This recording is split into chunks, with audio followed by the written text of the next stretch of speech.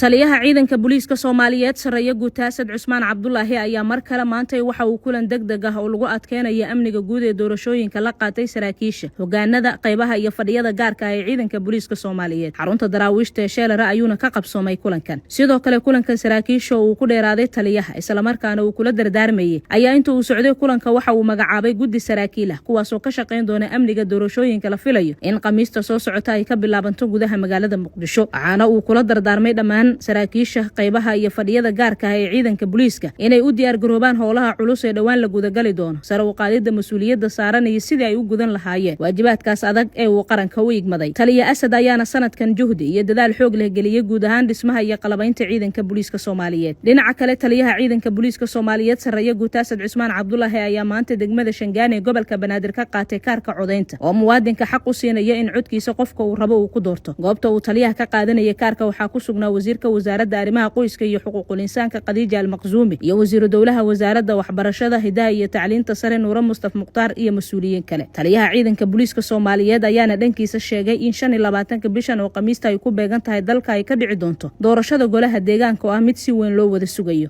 haddaba 2 maalin oo qura ayaa ka dhiman doorashada loo madalsan yahay inay dhacdo maalinimada khamiista ee nagu soo food leh ciidanka booliiska Soomaaliyeedna waa kuwa u diyaarsan sugidda amniga goobaha ay ka dhacayso codeynta doorashadaas xalay ayayna ahayd markii taliyaha ciidanka booliiska Soomaaliyeed uu kulamo kala duwan la qaatay saraakiisha ciidanka booliiska qaybahooda kala duwan iyo mas'uuliyiinta guddiga doorashooyinka madaxa banaan kuwaas oo dhamaantood isku afgartay dardargelinta arrimaha la xiriira amniga iyo in si hufan oo nabadgelyo ku dheehan tahay ku dhacdo doorashooyinkaasi la wada sugayo guddiga madaxa banaan ayaana lagu wareejiyay ciidan si gaar ah ula shaqeyn doona guddigaas iyo gaadiidka ay ku howlgali lahaayeen iyadoona taliyaha ciidanka booliiska Soomaaliyeed Generaal Asad Cusmaan Cabdullaahi uu tilmaamay dhankiisa inay xilli kasta u taagan yihiin ka shaqeynta nabadgelyada dalka iyo dadka maadaama dalka wixii hadda ka dambeeyo uu galay ayuu yiri marxalad doorasho shacabka Soomaaliyeed dhankooda wuxuu ugu baaqay inay si weyn ula shaqeeyaan hay'adaha amniga